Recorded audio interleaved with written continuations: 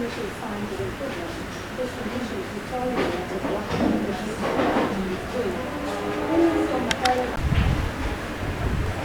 Luganda ku biki ebitambula kati ku sitemokyale okuva ku Lwomukaaga twakakola cases 23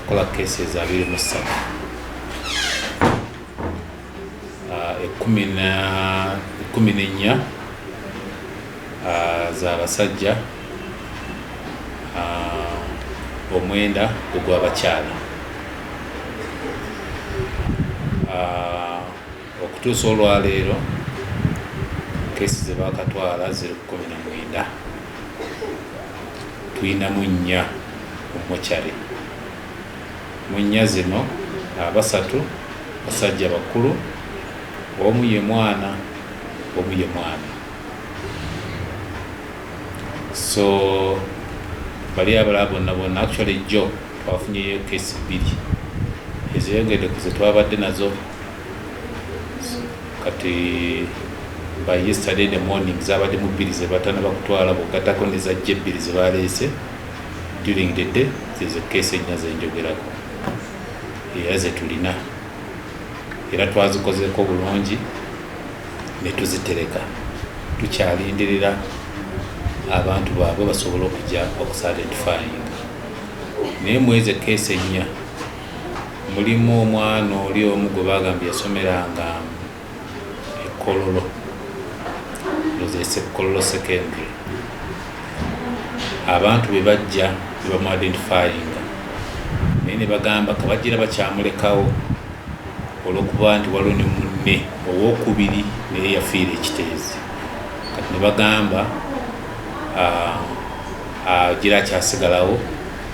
Kati bo bagenda bakampinga kiteezi baagala n'owookubiri asobole okulabika ngeri basobola okubatwalira wamu.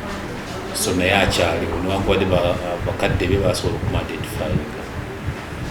So kitambula bulungi. Twagenze ne maaso era n'olwajjo lwonna okweyongera okuba amasimu abajja okusayiningira bodies ne tukonfaminga zonna bazitwala mu byalo mu bannannyini baazo. So far so good.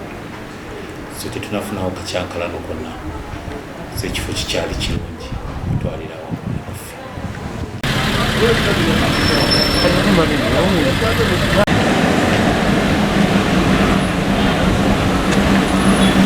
Kituufu twafunako omuntu eyalaze okuclaiminga okubamu ku bantu be twalina, naye twakizuula oluvannyuma nti tiyali muntu mutuufu. Twabako ebintu bitumutuma n'atasobola kutuukiriza, naye abantu abatuufu ddala ne bajja ne baclaiminga.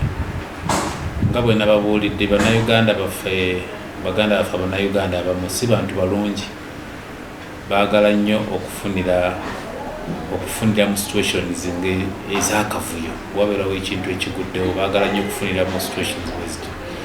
Ate mu society erina kyendabye mu Uganda abantu bwe batu tubalina, naye bwe tubeera careful tusobola okubaeliminating nga ne batasobola kututuusako buzibu bwonna.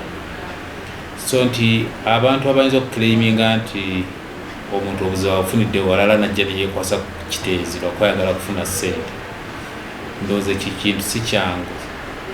Lwaki?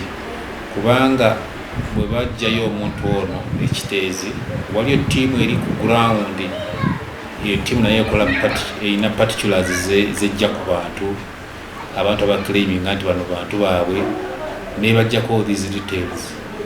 Kati neryoka efiiringa forms, waliwo forms zefiiringa. Kati forms ezo ze zijjira ku bodi eno, ate ejjukira nti era poliisi yegireeta.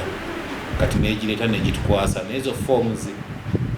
Kati omuntu kiba kizibu nnyo kubanga ffe information gye tuwa wano emulago erina okuba nga etaalinga ne information eva eri. Kyova olaba nti eri ekiteezi baripootinga nti bakajja emirambo 24 naye ffe tulina emirambo 23.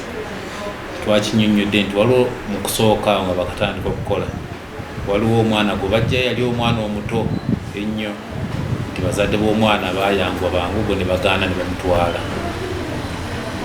kati kyovala balikozi zaffe ezisoma 23 naye ezisoma 24 olw'okuba oyo so oyali accounted for naye nga procedure eri very strict so kati wali omuntu yenayinza kubyeyingizaamu. Kati ekintu ekirala nti mukama waffe president yateekawo nti n'abantu abafunyeko obuvune bajja bawa miliyoni emu.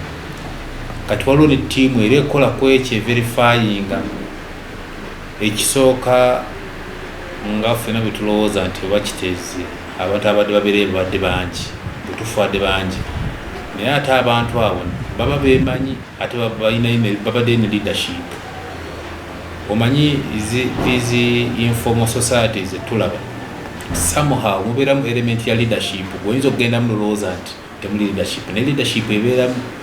So abantu ababa bawonyeewo basobola okumanya nti ono omuntu abadde muntu waabwe ng'abakoleramu bati basobola. So ekyo nakyo tujja kituukako bwabeera abantu abaagala okufuna mu kavuyo wajja kubeerawo ba leaders of course abaliwo oba abantu abadde babeera mu society eyo abasobola okugamba nti kituufu ono waffe ono si waffe. So nsuubira nti tewali wajja kusobola kufuna ssente mu kavuyo ng'abantu abalala basuubula.